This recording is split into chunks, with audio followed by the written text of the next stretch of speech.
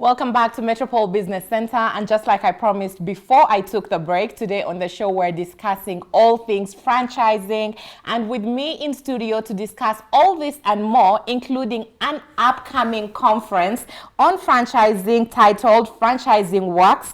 Let me show you how. The conference will be happening on the 5th and 6th of November, but we're going to get into a little more detail in the show to talk to you about what it will be about, what you should expect, who should attend, and with me to discuss all this and more is none other than Ogwang Omuga, and he's the principal of the Institute of Intangible Resource Awareness. Yes. Ogwang, welcome to the show. Thank you so much for having me. It's been so long since I had you on my show. It's been a while. The last time we had some conversation was before COVID. Right, and we had such a brilliant conversation. We're talking about IPs, right? We were talking about IV. I'm so excited to come here to talk about franchising. Thank you. So this big elephant in the room, yes. This almost hard to pronounce concept that yes. you're here to talk to us about called yes. franchising. Franchising. What does that even mean? Franchising is a business model, particularly when someone seeks out to venture into business. It's better to approach business from an angle of a model. Majority of entrepreneurs have business plans. Very few people have a business model. Just for the sake of your viewer, what is a business model? A business model is that path, that solution that lessens your gap between you as the producer and the consumer of your service. So in whichever way that you can develop models of lessening that gap, so that is a business model. Now, a franchise is a business model where an individual comes up with a product, or an individual comes up with a system, or an individual comes up with a process, that process works every other time. It arrives at the same result, giving the same output and the same feel. So once an individual has developed a product, then the other thing is this: do I want to go in business alone, or I can just have people use that system that I've developed so that I can generate revenue from all of them? Right. Most of the successful multinationals are merely franchising. And I don't want to drop any name because most of them didn't pay for advertising. But most of the international the way most of these multinationals, they expand and they grow is because they use franchising. So just in short, franchising is a business model that once an individual has developed a product, and this product is so unique that no one else can replicate it in the same way that you can do it, then you can simply have that product work on your behalf. Brilliant. Yes, Ingrid. That's such a very easy and straightforward way of putting it. Yes. In fact, just to see if I really understood what you've said, yes. even as someone comes up with a business model yes. that's or that's foolproof, yes. that's going to work, that either someone. So my question is, yes. there's an opportunity for someone to either start up a franchise, yes. or buy into a franchise. You can actually start a franchise or buy a franchise. Yes. Brilliant. Yes, yes. With that being said, yes. I'm considering, and I know globally in the world there's so many franchises, but like you've said, we're not going to name drop because we've not been paid. But speaking of the current realities in Kenya, yes. what would you say about the functionality about franchises? You know what I mean? Yes. Because a lot of people are very wary. You like to put in the labor. You yes. like to have your own sweat. You start your own business. You don't want to share the process. You want, yes. this is my business, Ogwang and Company Limited. Yes. I want nothing to do with Ingrid. Yes. So what does the market look like, we could say, in Kenya for franchising? And how can even someone get into this? Franchising is the least exploited of all the resources available to entrepreneurs, particularly in Kenya. The beautiful thing with the franchising is any person can franchise regardless of your industry. Are you in legal? There is something about your legal service delivery that you can actually develop into a system that works. If you can convert that into a system that works, then why go into it all by yourself? If you can develop a system that works, then you can equally just hand people to roll out that system because it is guaranteed to work. Franchising is the least exploited form of business. not only in Kenya, but the African continent. Let me just name drop. There is one that I cannot help to name drop. Name drop. You've come across, most of us who watch movies, Right. there is a title called James Bond. Yes. The greatest film franchise of all time is James Bond. Why? The company just developed the first script. They have licensed the name James Bond to different movie producers just to exploit out of that. And out of that, they have generated for them multiple streams of generating revenue. Right. The other one is McDonald's. McDonald's is not in Kenya. Yes. McDonald's, anywhere you will go on earth, the system of McDonald's work. Whether you're in Kuala Lumpur or you're somewhere in Turdibur or somewhere in Homa Bay, McDonald's will taste the same. It will come out under the same time. Now that is a franchise. Whereby Ray Kroc, when he was buying into the McDonald's franchise, realized that the most competitive model was the setup. And the reliability, the time within which if you were just stood there, they will tell you your burger will come in 1 minute. Whether you go to Somalia where people are fighting, a burger, McDonald's burger only comes after 1 minute. So that is franchising. Any person who has just been a little deliberate to develop something around their business, around their brand, around their product, or a system. This is where majority of us are not aware. I'm quick at developing a product, then I leave the system aspect of it. Why is a system important? Because a system works regardless of who works it. Yes, Ingrid. Ogwang, in the same breath, Yes. and even with that being said, and I'm so glad you've pointed out the different franchises that actually exist. So it shows like it's in a wide range of fields, Yes, right? yes. Because in my head, actually, when we were starting this conversation, I was thinking more along the lines of food franchises, because I feel like those are the most mainstream. But then you've actually brought about film. Yes. So for someone who's thought about going into franchising, right? Yes. And I'm trying to decide on what business to buy into. Ogwang, at the end of the day, even as we're going into business, the whole idea is to make a profit, right? Yes. Is there a way, or maybe should I say safeguards that you can put in place to make sure that this is a profitable franchise, right? Is there a way in which you can know the valuation of the company? And the Yes. reason I ask this is because we've seen big companies. You could even mention McDonald's. You Yes. can mention big supermarket chains Yes. that have made it into the country and later they exit because they Yes. can, and so obviously that will affect me as someone who's bought into the franchise. Yes. So what are the safeguards you can put in place? What considerations should you make before entering a franchise to make sure you're going to get value? Due diligence. And this is not only about franchising. Due diligence is in every aspect of life. Have you met someone you want to marry? Just do your due diligence. Just take a walk at the registrar, at the Attorney General's chamber. Just do a name search of this guy. So due diligence is in every aspect of life. Now, the most important aspect of due diligence in this thing is one, does this thing work? Right? That is the point where by majority of us, it's just something good that, hey, I've bought into this franchise and it is cool. Hey, what are you doing? I'm trying to roll out this business and guess what? I bought into this franchise. It appears cool. So as an entrepreneur, as an individual that wishes to work and exploit another person's intellectual property, because franchising is another person's intellectual property, right? Someone has taken time. Someone has come up with a recipe to bake a loaf of bread, right? And that person has gone to a step further and defined the entire process. So that recipe is not only a recipe, that recipe becomes a system that works. If you look at the McDonald's franchise, that booklet is actually 3,000 pages. That booklet to make just a burger. The entire booklet is 3,000 pages. Why?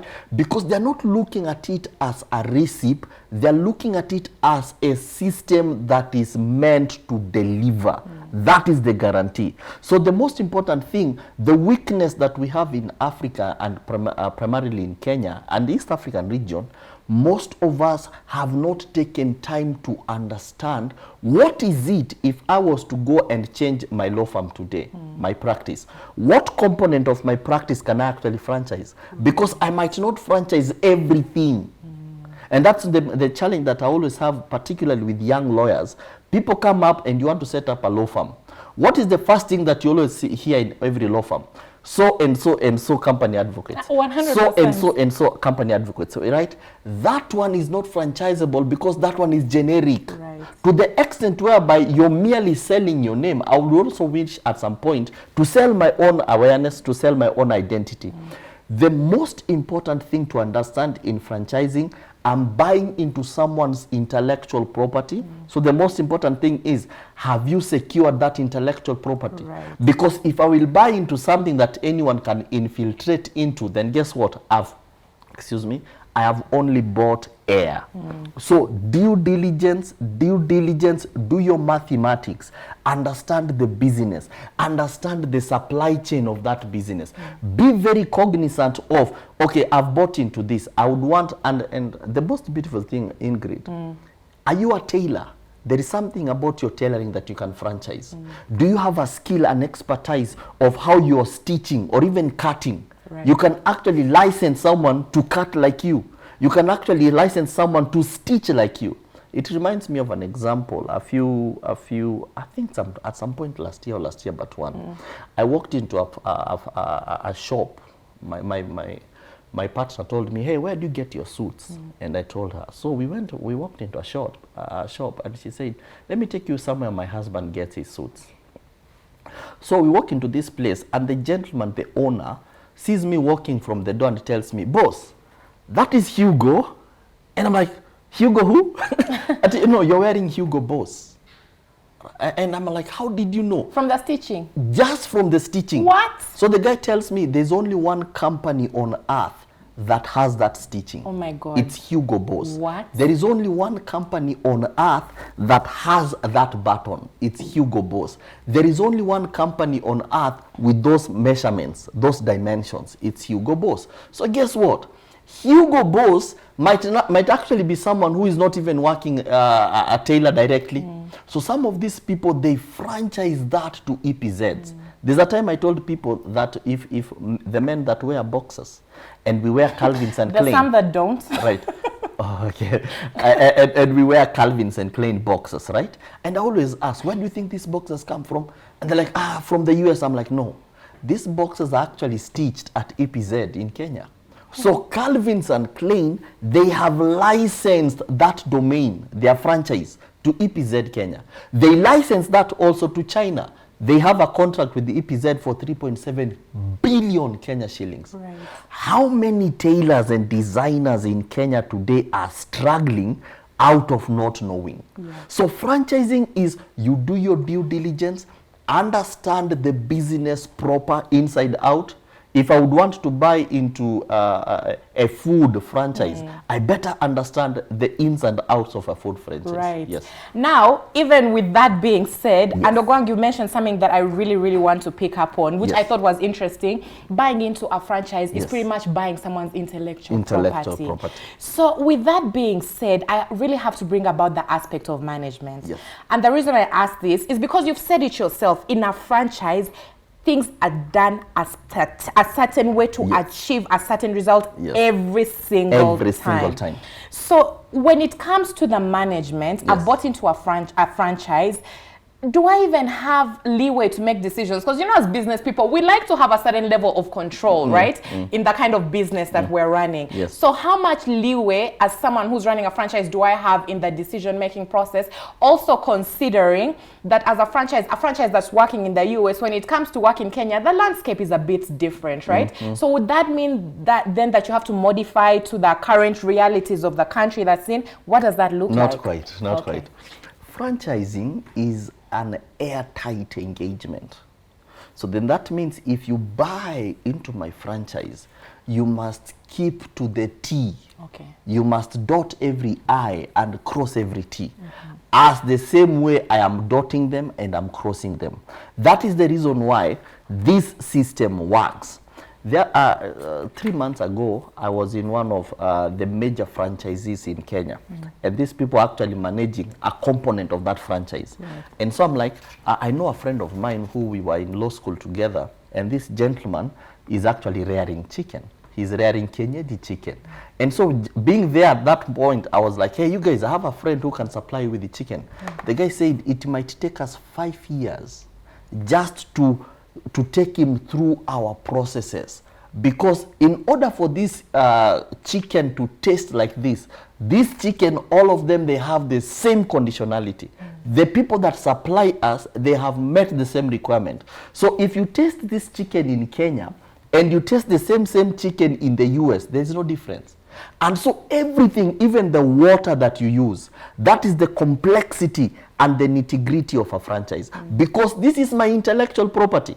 So if it's my intellectual property, I don't give you any room to add on to it. Right. The challenge that we have, and this is largely an issue of definition.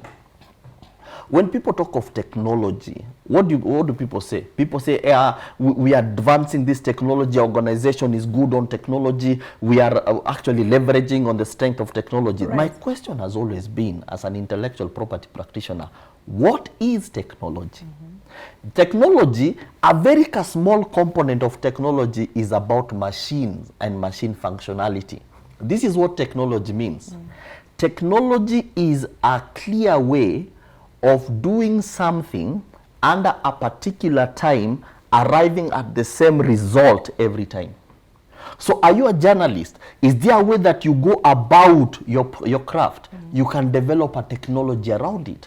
Are you a chef? Is there a way that you go about your cooking, and every other time someone gets the same result, you can develop a technology around it? Are you a practicing advocate? Is there a way that you even begin with shooting your email?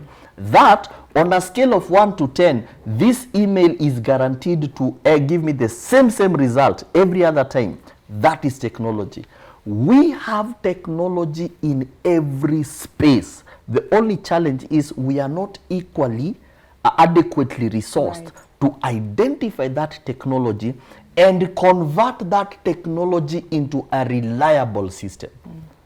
To that extent, then you can come up with an amazing franchise. So just to answer your question, once you have bought into someone's franchise, the moment you want to add on to it, you're infringing on that contract. Makes perfect sense. Yes. But now I'll go back to a point I had made earlier on, where it's not really far-fetched to say we've seen franchises that have done really well over the years. But then, you know, according to whatever might happen with the economy, COVID, so many businesses struggle, they close shop and they decide they want to leave. So in a situation like that, as someone who's fully invested, I mean, this is my business. This is how I've been making my money. What does that look like for me? Is there a certain level of compensation in a situation that a franchise leaves the country? Where does that leave me, the franchisee? As a franchisee, as a franchisee, the only point whereby it leaves you is at one point you have stopped paying your annual fee, because franchises are sustained by annual fees. There's what we call the franchising fee, and that is why we are asking people, are you doing business? The hardest thing to do is business. Actually, there's a research that came that one of the top 3 reasons that you will die soon, either get married, have kids, or start a business. If you're in one of these 3, you will die soon. Ogwang, looks like I have a long life ahead of me. You have a long life. You actually have 9 lifetimes. So, the thing that we are doing with franchising is the realization that that is a contract. And that contract, the moment I try to do something else, and I don't pay for most franchises will always ask you, one, for the initial fee, and then every year you renew the franchise. Every year. Some people will give you maybe every 3 months, right? Now, the franchise does not live. Right. It is the individual that is not rolling it out. So the moment you don't roll it out, the franchisor, the individual with that product or that system, right? It is that individual that now revokes that franchise. But you as an individual franchisee, the person who has bought into that franchise, it's your responsibility to work it. Let me ask you, why is it that there are certain places in town where people go to have good time in town? I'm tempted to name drop. Name drop just for us to understand. For illustration purpose. There is no Java that you'll ever go into and you'll find their latte costing 23 shillings. There's a reputation of franchise, whether they have customers or they don't. Funny thing enough is that that Java has built a reputation around it that it's not even the franchisee working it, it's the reputation of the brand working itself. That is the most amazing thing with the franchise, that I have bought into this franchise because this franchise works. It has a sustainable inbuilt mechanism that works it. That component that works it guarantees its delivery, guarantees its result in whichever market, in whichever economy, in whichever industry that you choose to work it. So that's the most safeguards that we have with franchises. You must make sure this thing sells. This thing sells. So does then the same logic apply to a situation where I want out? You know what I mean? Because you've literally said to enter a franchise, it's like a contract. It's a contract. You have that subscription fee you have to keep paying. Yes. So if I want out, do I just stop paying? What happens in that situation Why would where... you want to stop paying something that works? Hypothetically speaking, we're trying to cover all bases. Yes. Just in case. Yes. Just in case. Yes. You know, things can happen. If it makes you lucrative, would you want to stop I know buying? you don't want me. No, I'm just asking No. because I'm an entrepreneur. The hardest thing in entrepreneurship is coming with a product. Right. There's a time I was talking to a bunch of these young lawyers and I was asking, so what service do you sell? And I'm like, we are come here to advance justice. I'm like, no, okay, that is the bit they told us in law school. What do you think you're selling? And someone tells you, I'll be in conveyancing. No, you're not being, that is not your market. That market already exists. What is the product you're coming in conveyancing with? So we understand that 10 of the people in the marketplace are merely selling commodities. Very few of us are selling products. So what is a commodity? Maybe someone is asking, Mr. Guang, what is a commodity? A commodity is that product or service that you're selling it at the point of sale. It is just the same with 10 other people selling the same thing. So if you go to a law firm, hey, I want an affidavit, right? There's nothing new about an affidavit. Most of the affidavits are merely templates, right? So I'll just pick these templates, reorganize it a bit, and then there you are. I have put in nothing more. So at the end of the day, we are reducing entrepreneurship to commoditization. The reason why I'm saying about franchising, if something works, right? And this thing that works actually helps me to generate revenue.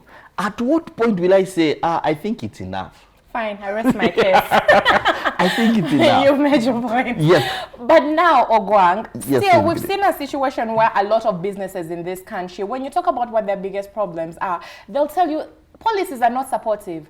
They'll tell you about the legal framework. Yes. And here comes, like I said, a very utopian concept, Yes. very, very different. Yes. What does the regulation and legal framework around that look like? If I don't know if you've ever come across laws in Kenya. The smallest law in Kenya is what is called the law of contract. It's actually one page. The law of contract is actually a page or two. Right? With very few provisions. Why? Because we are in a free market economy. And the free market economy, as an individual, I ask myself, if I was to generate revenue, is it in my best interest, first of all, to make sure that I have a product? That is where majority of us, we are not. Because we think that me bringing stuff from Turkey, that is a product. That is not a product. You can actually be cooking stuff if you're a chef. That is not a product. It takes another level of understanding the functionality of your idea and how you can clothe that idea to convert it into a product. What franchising comes to help with is that you can actually do your due diligence, and if you can find someone that has a track record, that this person has been in this space for this time, this is their goodwill, and this is the reputation that they have around their business, around their brand, and around their service, then that is one that will guarantee work. But of course, it's life. Everything is variable. There is a variable to everything, right? The most successful, and that's why I wanted to say, franchising is not a utopian concept. The most successful franchise in Kenya is Bata. Oh. Right? We have Bata everywhere. Yeah. And people think, hey, kwani kampuni ni kubwa aje? No. Those are people that have actually bought into the Bata franchise. Now they're just rolling it out. Right, yeah. And guess what? It is very hard to find a Bata outlet that has actually wound up. It's the most successful franchise in the country we have. Ogwang, the problem is when I have you on my show, we almost don't finish. You guys are so ready to drag me out of You should have me next time. I'm having you again. Yes. But even as we get to the end of this conversation and we're about to wrap up, yes. So I'm so happy the audience is not even going to feel shortchanged because it's a conversation that's going to be carried on. Yes, we should. You have an upcoming conference. Yes, we do. On franchising. Yes, we do. So basically the conference is called Franchising Works. Let me show you how. Let me show you how. It's running on the 5th and 6th of November. Yes. I would like you to real quick as we wind up, tell us about the conference. What should people expect? Who are you targeting with this? And basically, what's going to be the take home? Why should I come, Ogwang? Yes, we are targeting entrepreneurs that are at a space of, I wish to scale. Yeah. And I wish to scale in a way that if I was to scale, would require a lot of resources on my part. So that is why people franchise, because I want to go into new markets, I want to go into new territories, but I don't have resources. We don't have Java in Kenya. Java is like a small company somewhere in the US, but they are all over the world merely by employing their intellectual property. KFC is all over the world because what are they doing? They are merely exploiting intellectual property. So we have people that have been in business 3 years and your system works.